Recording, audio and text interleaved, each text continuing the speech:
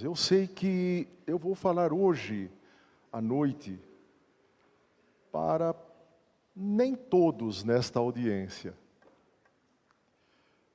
Talvez para um grupo muito especial de crentes que têm sofrido com suas famílias, dentre as quais a minha própria família, que os irmãos todos conhecem a história da minha família. Quando o pastor disse que, aqui do púlpito, há 2 ou 3 domingos atrás, que os irmãos leigos que iam pregar aqui durante o mês da família, deveriam falar a respeito de temas de seu próprio contexto, talvez até para ter um pouco mais de aplicabilidade, não? Imediatamente Deus tocou no meu coração sobre o que eu haveria de falar. Então, os irmãos queridos que não se sentirem incluídos neste tema, que eu acho que de uma maneira ou de outra todos serão atingidos, porque é palavra de Deus. Mas se não for diretamente aplicável a você, a tua família, a tua história, coloque-se em oração por mim e pelos irmãos, para quem esta mensagem vai atingir mais diretamente. Se eu fosse dar um título, eu ia dar um título assim, dramático. Eu sou meio dramático mesmo. Quem me conhece aqui há tantos anos sabe que eu sou meio dramático, né? Se algo deu errado, levanta e resplandece. Quando alguma coisa não sai muito certo na família cristã, fica no coração dos cristãos convertidos, dos pais principalmente, por que não dizer também de irmãos, de parentes, crentes, quando vê que algo deu errado, alguém saiu, abandonou o evangelho, um filho, via de regra, uma filha. Não somente isso, muitas vezes o pai, muitas vezes o marido, a esposa, por causa da sedução do mundo, por causa de um trauma qualquer da vida, resolveu que vai abandonar a Deus. Fica no coração dos crentes que restaram um certo amargor, um certo senso de fracasso. E por que não dizer até um senso de culpa? Aonde foi que erramos? Aonde eu errei com meu filho? Onde eu errei com a minha filha? Onde eu errei com meu marido? Que culpa eu tenho? Aonde está a minha culpa? Eu sei que alguns dos irmãos já começam a se mexer um pouco incomodados na cadeira aí, porque talvez essa mensagem seja para você, para a tua família, mas acho que há um momento de se tocar em temas delicados.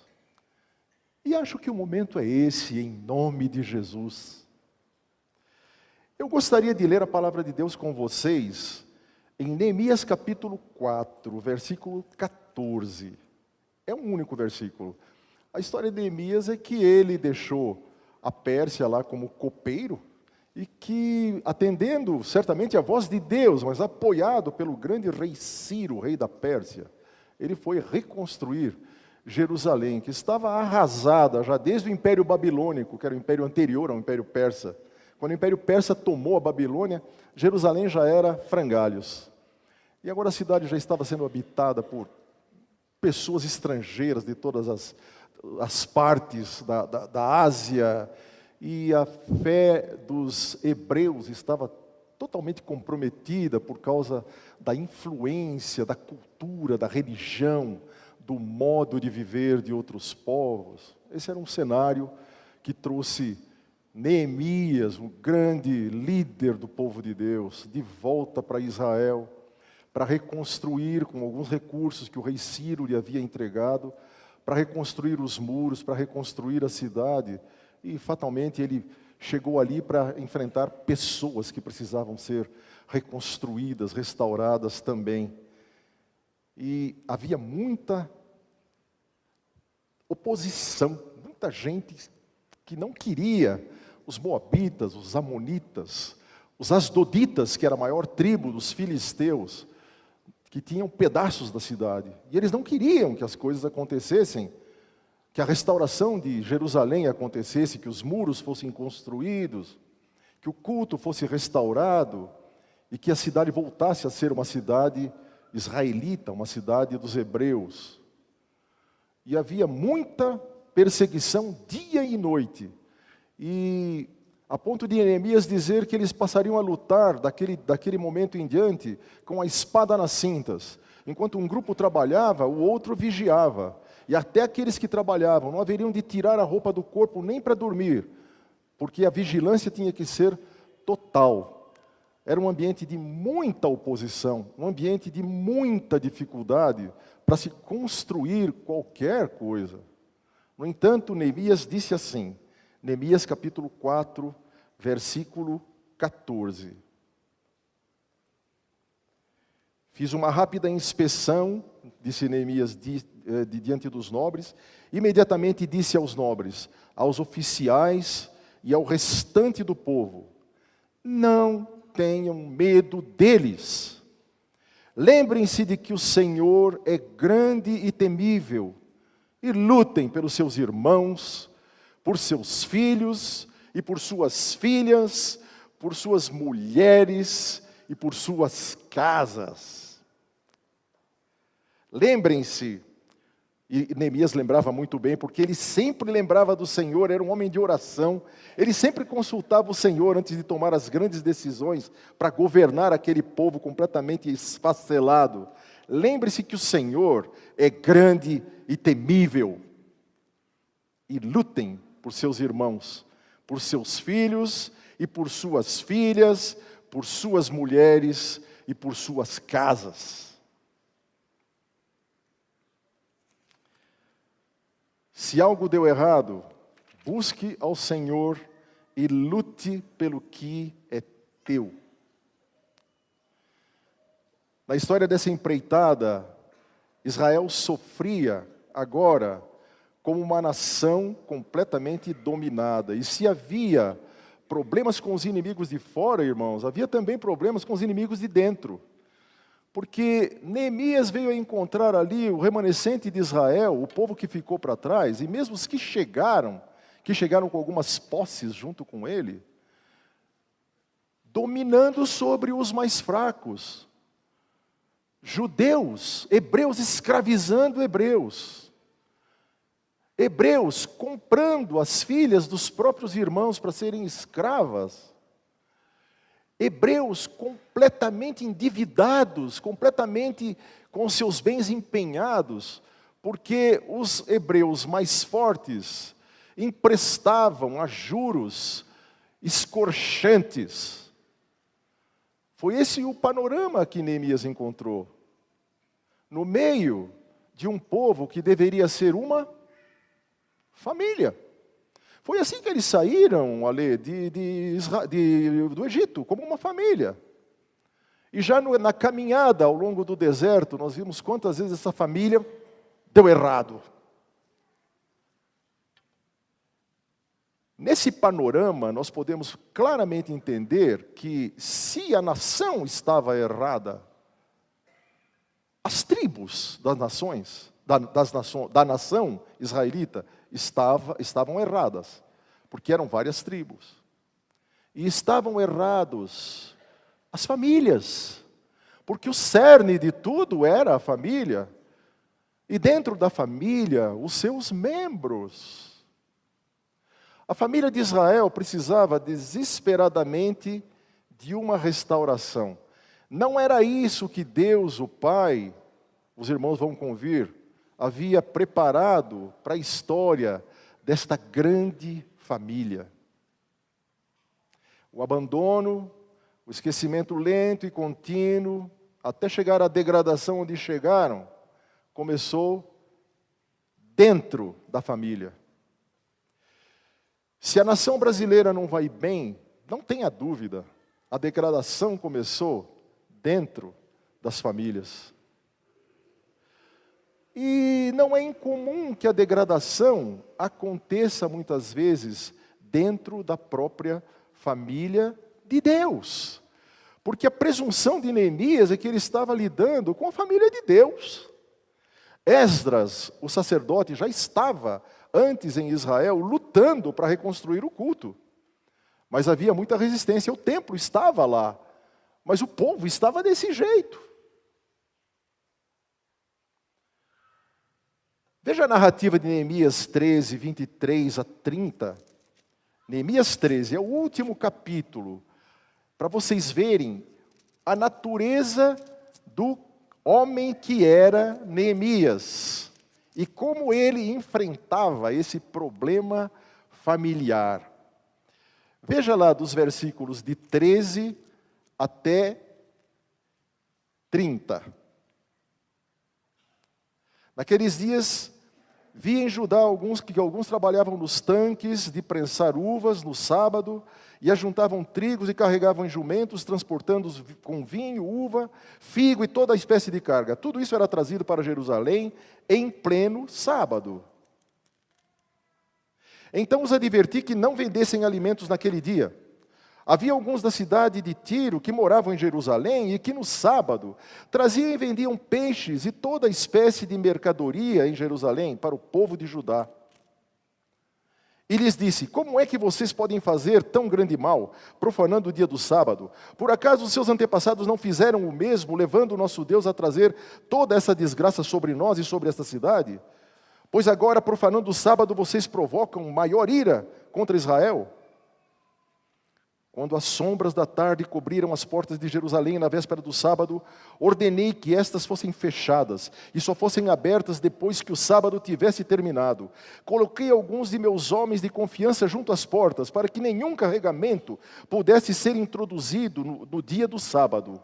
Uma ou duas vezes os comerciantes e vendedores de todo tipo de mercadoria passariam a noite do lado de fora de Jerusalém. Mas eu os adverti dizendo: por que vocês passam a noite junto do muro? Se fizerem isso de novo, mandarei prendê-los. Depois disso, não vieram mais no sábado. Então ordenei aos levitas que se purificassem e fossem vigiar as portas, a fim de que o dia de sábado fosse respeitado como sagrado. Lembra-te de mim também por isso, ó Deus, e tem misericórdia de mim, conforme o teu grande amor. Além disso, naqueles dias vi alguns judeus que haviam se casado com mulheres de Asdod, de Amon e de Moabe. A metade dos seus filhos falavam a língua de Asdod, e a outra metade falavam a língua de outros povos, e não sabiam falar mais a língua de Judá. Eu os repreendi e invoquei maldições sobre eles, bati em cada um deles e arranquei os seus cabelos. Esse era Neemias. Fiz com que jurassem em nome de Deus, e lhes disse: não consintam mais em dar suas filhas em casamento aos filhos deles, nem haja casamento das filhas deles com seus filhos ou com vocês. Não foi por causa destes casamentos como estes que Salomão, rei de Israel, pecou. Entre as muitas nações não havia rei algum como ele. Ele era amado por seu Deus e Deus o fez rei sobre todo Israel. Mas até mesmo ele foi induzido ao pecado por mulheres estrangeiras. Como podemos tolerar o que ouvimos? Como podem vocês cometer essa terrível maldade e serem infiéis ao nosso Deus, casando-se com mulheres estrangeiras? E por aí vai. Certamente havia entre eles muita gente fiel, nem todo mundo era assim. Certamente, no meio desta desorientação total, havia muitos pais, muitas mães, fiéis no meio do povo de Israel, que penavam, que sofriam, que choravam por seus filhos, por seus maridos que estavam perdidos em transgressão. Não era esse o plano que Deus tinha para aquela família. Aplicando para a nossa vida hoje, embora Deus tenha poupado algumas famílias, algumas aqui do nosso próprio meio, que têm todos os seus filhos na fé, todos os seus parentes na fé, a história de muitas famílias, irmãos, cristãs, não é bem essa. Quando filhos se tornam adultos, passam a exercer a sua vontade, a vontade de sua consciência, porque louvado seja Deus, Ele não nos tornou escravos da nossa consciência, Ele nos deu liberdade. Mas desde que temos liberdade na nossa consciência, estudávamos isso hoje na escola dominical, né, classe? Desde que Ele nos deu a liberdade, nós somos responsáveis pela nossa consciência. E os nossos filhos, quando chegaram a uma idade adulta, ou quase isso, resolveram partir. Dentro do nosso coração ficava um misto de culpa, um misto de amargura, um misto de indagação, de interrogação, de perguntas como: seguimos a cartilha direitinho e deu errado? Por que deu errado? Não tenha a menor dúvida que Satanás é o maior amigo da culpa. Satanás certamente manipula a culpa em nosso detrimento. E ele espera que pais e mães, irmãos e irmãs, maridos cujas esposas se perderam pelo caminho, esposas cujos maridos se perderam pelo caminho, que se afastaram de Deus. Certamente Satanás bate a porta, querendo manipular os nossos corações com o fantasma da culpa. Quando enfrentamos estas coisas no nosso coração, existe uma disputa feroz entre a culpa satânica e a graça redentora.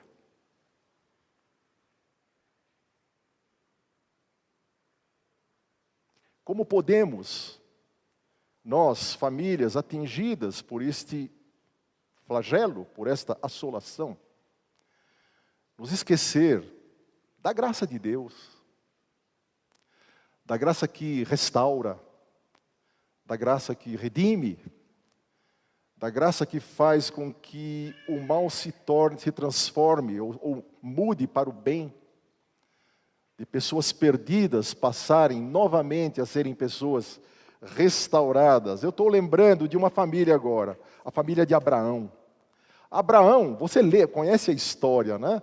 Eu vi um filme certa vez que mostrava essa cena de Abraão levando Isaac para o sacrifício, que eu pensei comigo mesmo, a narrativa bíblica não entra em detalhes, mas quando isso aconteceu, acho que foi exatamente assim. Abraão urrava pelo caminho com Deus.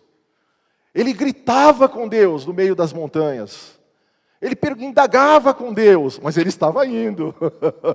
Mas não era fácil para ele entregar o único filho, o filho sobre quem Deus tinha colocado tanta promessa, entregar para o fogo. Enquanto ele juntava lenha, ele urrava com Deus em oração. Como pode acontecer isso comigo?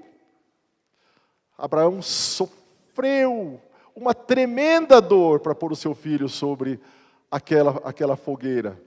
Certamente isso não aconteceu e você sabe da história de libertação. Só que Abraão, quando houve uma grande fome e ele foi até o Egito, ele cometeu um deslize clássico, que nós muito bem conhecemos.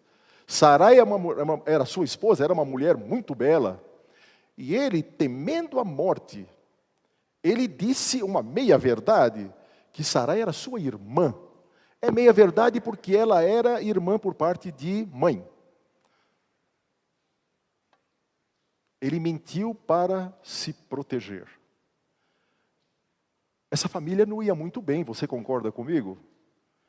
Mas Abraão era um homem que ficou conhecido como sendo amigo de Deus. E fez uma barbaridade desse tamanho. Será que Abraão ficou carregado pelo peso da culpa? Não parece que isso aconteceu. E eu espero que isso não aconteça com você e comigo, com a minha própria família também. Famílias cristãs erram.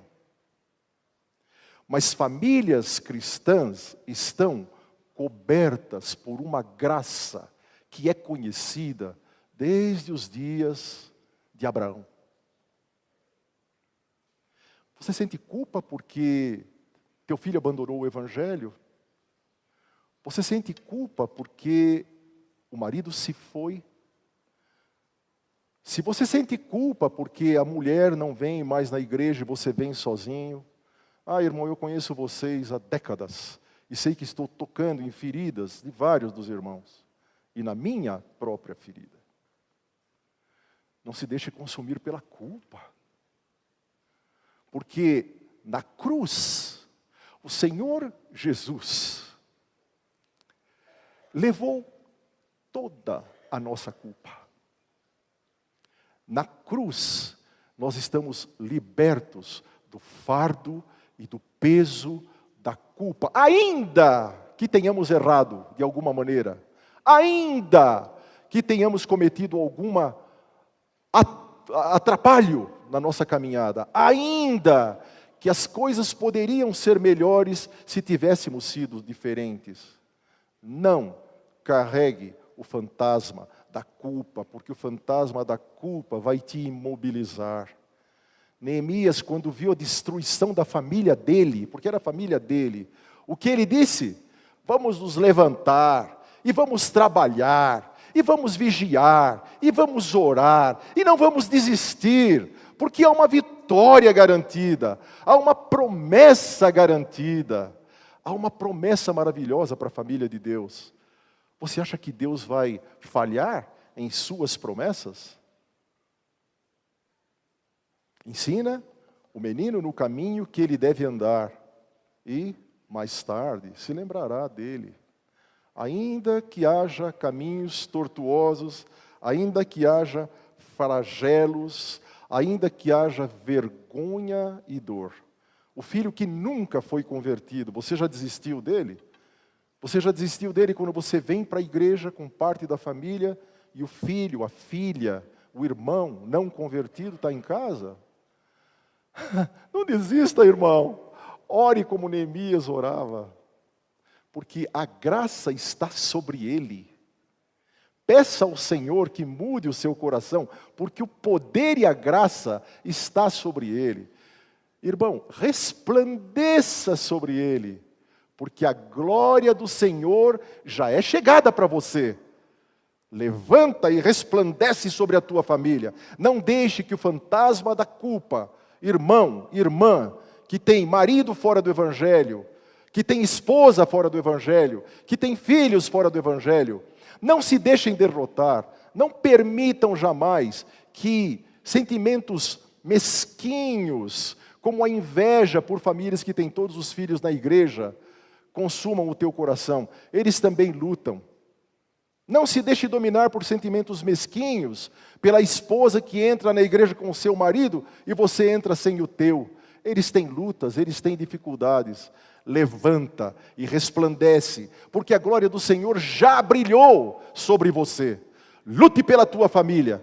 Lute pela tua família. Por mais amplo que seja o espectro disso que estou dizendo. Não há mais marido? Lute pelos filhos. Eles não podem ver você curvado, curvada, diante da dor de uma perda. Se existe esperança, e enquanto a vida há esperança, lute pelo teu marido que se foi. Lute pela tua esposa que se foi. Lute pelo teu filho que hoje despreza o Evangelho. Amanhã a história pode ser totalmente diferente. E nós temos visto diante dos nossos olhos, parentes nossos, da minha família, que desprezavam o Evangelho e estão na casa de Deus com todos os seus filhos, vibrando lá em Dayatuba, com seus filhos no Senhor. Não desista, porque você não sabe, você não tem ideia das surpresas que Deus pode ter sobre a tua família, se você fizer como Neemias, levantar e lutar em nome do Senhor, na força do Senhor. Estou lembrando de um outro, estou lembrando de Davi, o grande rei Davi. O grande rei Davi que construiu um império fabuloso. Como errou esse miserável, não? Tem gente que diz assim, vou dar para o teu filho um livro maravilhoso de poemas, mas olha, é de um homem que fornicou, é de um homem que assassinou, é de um homem que traiu, é de um homem que teve fracassos enormes na sua vida. Você vai dizer assim, não, muito obrigado, pode deixar, não quero esse livro. Esse homem é Davi.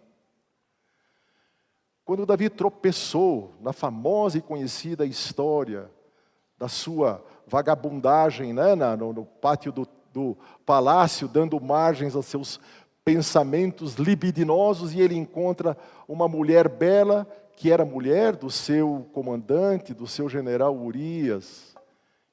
Ele pagou um preço alto por isso, se arrependeu, perdeu o filho desta união e teve que amargar.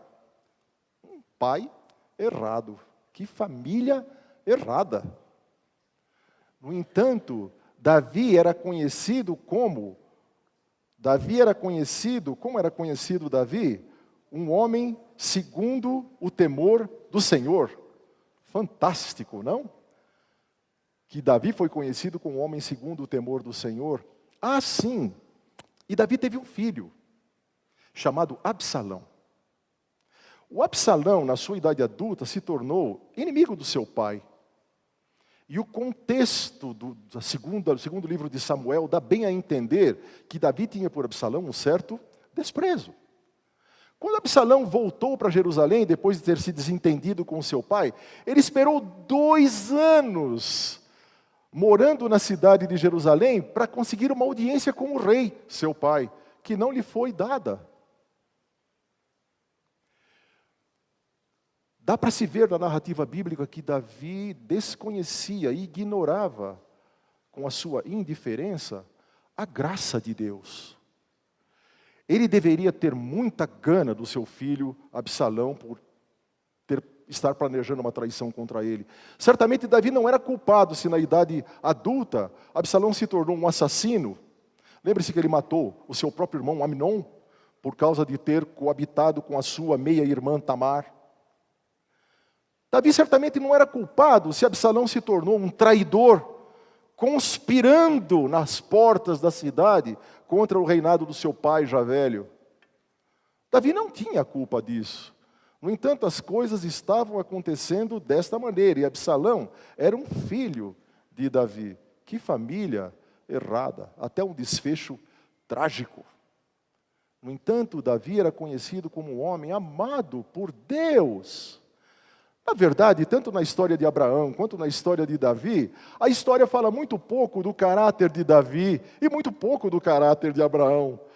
Mas essas histórias falam muito enfaticamente do caráter do Deus de Davi, do caráter do Deus de Abraão, do caráter de misericórdia, do caráter de bondade, do caráter de graça do Deus de Abraão e do Deus de Davi. Aquele mesmo Deus que tolerou, que persistiu, que insistiu com aquele povo terrível que, enquanto caminhava pelo deserto, blasfemava contra o maná, aquele pão vil, que tinham saudades das cebolas e das panelas de carne do Egito, aquele povo que olhava para trás o tempo todo, enquanto o Senhor lhe prometia a terra que estava na frente. Esse é o teu filho? Que saiu da tua casa? Que saiu da tua igreja? Esse é o povo que o Senhor tolerava. A sua família, era a família de Deus, que Ele tinha tirado do Egito para levar para a terra prometida. Imagine você que fizeram até um bezerro de ouro pela mão de Arão. Pela mão de Arão, fizeram um bezerro de ouro para adorar. Que família! Quem sabe a tua família é melhorzinha do que essa, hein? Davi não conheceu a graça, até que Absalão morreu e ele chorou amargamente. Muito mais do que do caráter de Davi, a história de Davi fala a respeito do Deus de Davi. Muito mais que a história de Abraão, a história fala do Deus de Abraão. Eu estou terminando, sabe por quê? Porque eu só vou falar agora de uma outra história da Bíblia. Uma outra história da Bíblia. É a história tantas vezes contada. Pode marcar aí no teu livrinho, porque deve ser a 1000ª vez que você ouviu essa história. É a história de um filho, de uma parábola narrada por Jesus, que um dia resolveu deixar a sua casa. O que podemos aprender daquela história? Eu acho Em homenagem aos amigos e visitantes de hoje à noite, eu conto rapidamente. O filho foi embora da casa do pai para conhecer o mundo. Ele vivia olhando por cima do muro, o que era o mundo lá fora. Ele tinha tudo no lar, inclusive o amor do pai, porque o pai era um pai amoroso. Tem gente que chama essa parábola de a parábola do pai amoroso. Mas ele queria ir, ele se foi um dia. E ele foi experimentar a derrocada, a ruína, porque foi perdendo tudo que tinha levado do pai, até que acabou comendo as bolotas dos porcos, mas teve um lampejo de consciência, olhou para trás e voltou ao pai, dizendo para o pai: pai, eu pequei contra o céu e contra ti, já nem sou digno de ser chamado teu filho.